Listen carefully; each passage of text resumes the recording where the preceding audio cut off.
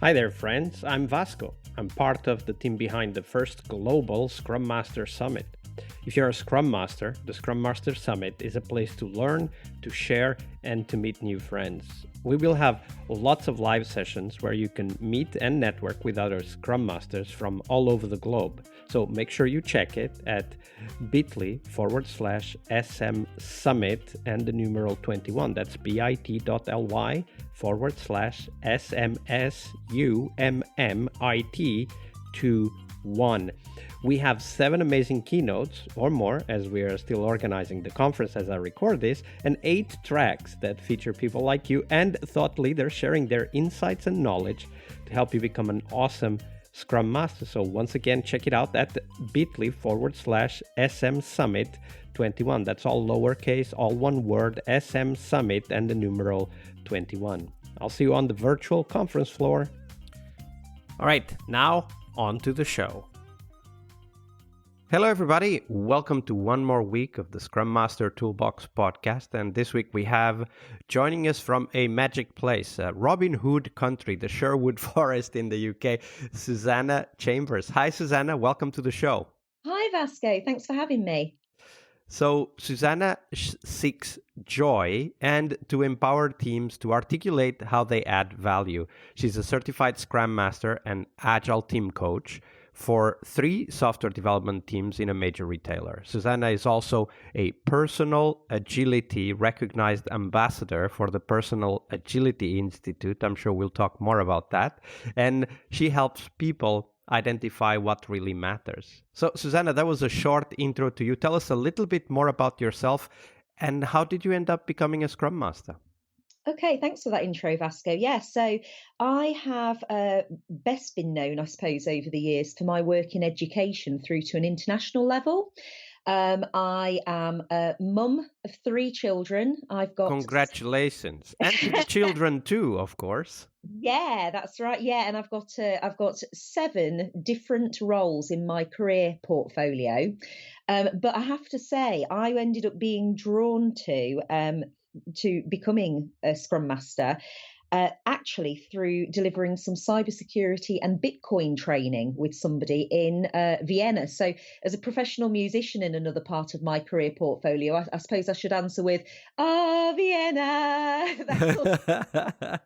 From the 1980s, because I ended up going to co-deliver this training, and at the end of the 3 days, Vasco, the guy that had asked me to deliver the training with him said, "Oh, Susannah, you should be a Scrum Master." And I said, "A Scrum Master? What on earth is that?" And I was coming to the end of a contract working in education, so I studied. I did the course to become a certified Scrum Master, did the exam, and within a month I had my first Scrum Master contract in one of the biggest educational institutions in the UK. So that was my story, really, about how I came to become a Scrum Master. Also, a wonderful way of how you connected your older experience as a professional in the education business to then start your career as a Scrum Master. That's actually quite inspiring. Many of our listeners are, some at least, and we just recorded a special episode about how do we break into the Scrum Master role in an industry where we don't have much experience. But what you just gave us as an example is sometimes we can break into the Scrum Master role in an industry we do have experience, and then from that grow onto other industries. That's a great example as well. Yeah, well, thanks. And interestingly enough, I mean, the reason I'd been asked to actually go and deliver that training in Vienna was not because I have experience in cybersecurity or Bitcoin, but this person knew that I spoke German and Slovak because I've got dual British Slovak nationality. I'd lived in and worked in Germany for a while. So because there were delegates from a large banking group from across Europe, they knew I had the language skills, but also they knew I had a very good track record in terms of engaging interactive facilitation of sessions. So actually, it was those 2 other skills that ended up being what led me to Scrum Mastery. And both of those, well, not so much the German and the Slovak so far, although I'm always open to opportunities to use my languages, but certainly the facilitation skills, of course, in terms terms of facilitating ceremonies and really kind of getting team building going have been instrumental in how I've served those three teams in the role that I'm in. Absolutely. And of course, as we dive into the Scrum Master role, sometimes we do, how do you say, stumble, because the Scrum Master career is filled with ups and downs. And because today is Monday, Susannah, we want to focus on one of those not so happy stories, but of course, a story that brings a lot of insights, a lot of learning about the Scrum Master role. So share that story with us, Susannah, a story of a difficult moment you had as a Scrum Master, and then later on we dive into the insights. But first, share that story. Yeah, so one thing that particularly stands in my mind was a situation where two of the teams that I served were collaborating on the transfer of an app. So support for an app, because I work with software development teams clearly. And I ended up in the situation where the cross-team working approach was a new one. There was a lot of learning on both sides.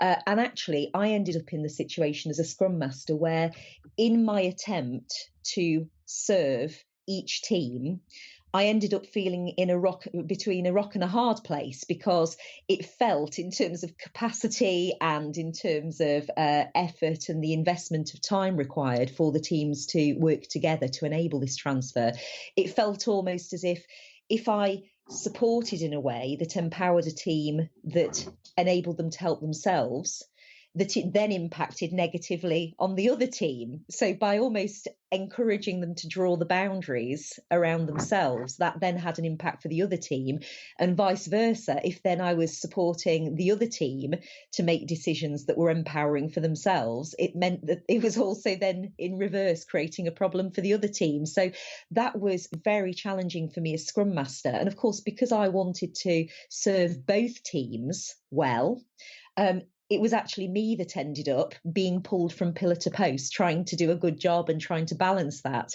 So that was quite a challenge.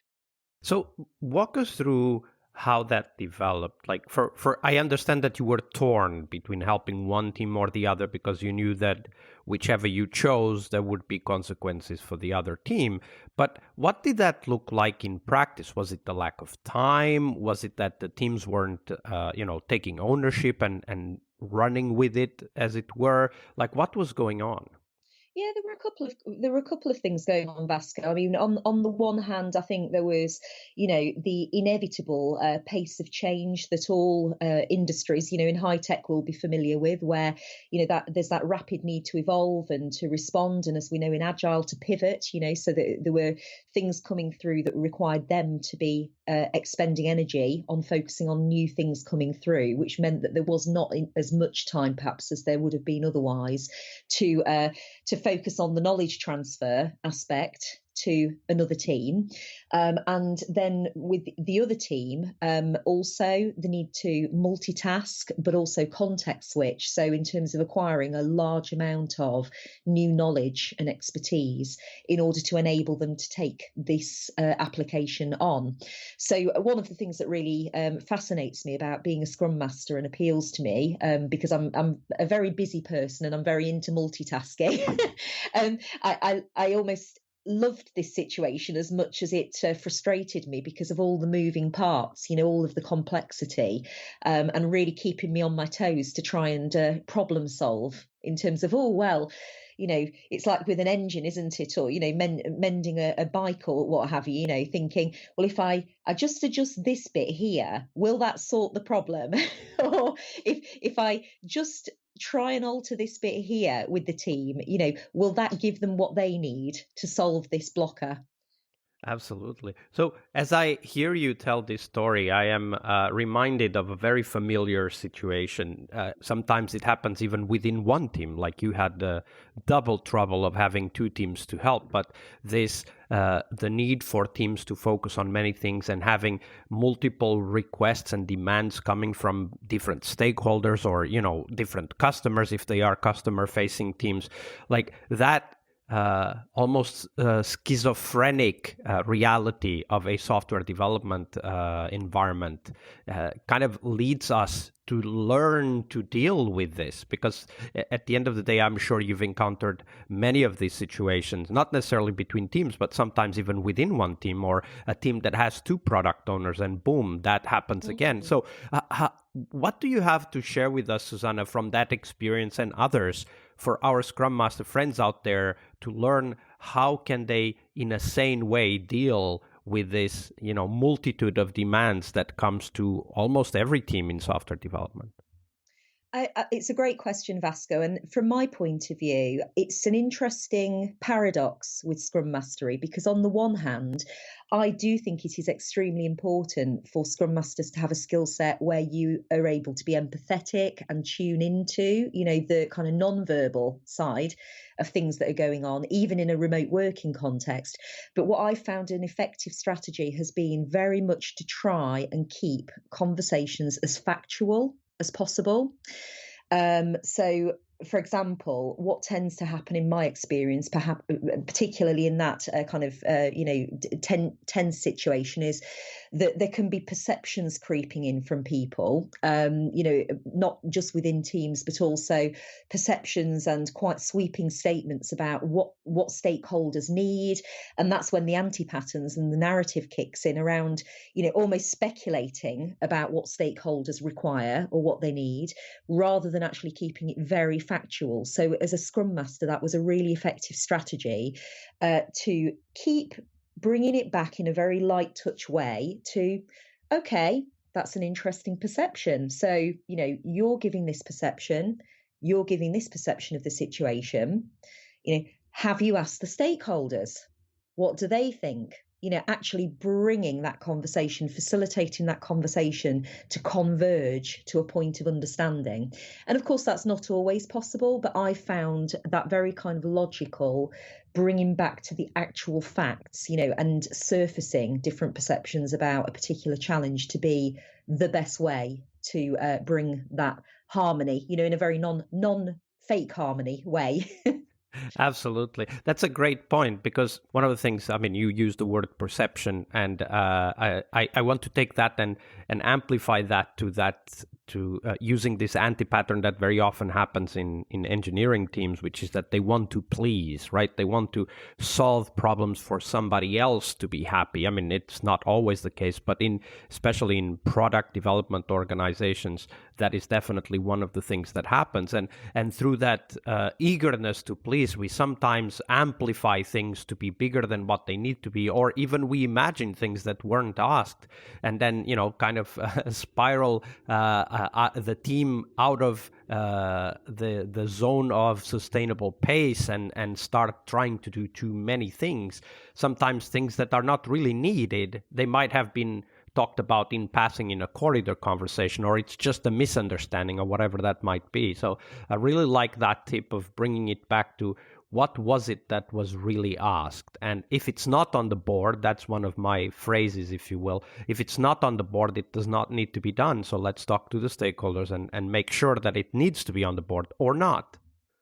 Absolutely, Vasco, and I suppose one of the things in my toolkit as a Scrum Master that has been immensely helpful is that many years, 20 years ago, really, when I got my first coaching qualification as a life coach, those conversations that I've had the opportunity to practice over many years around the life coaching agenda is around how much do people place value on their own goals and objectives.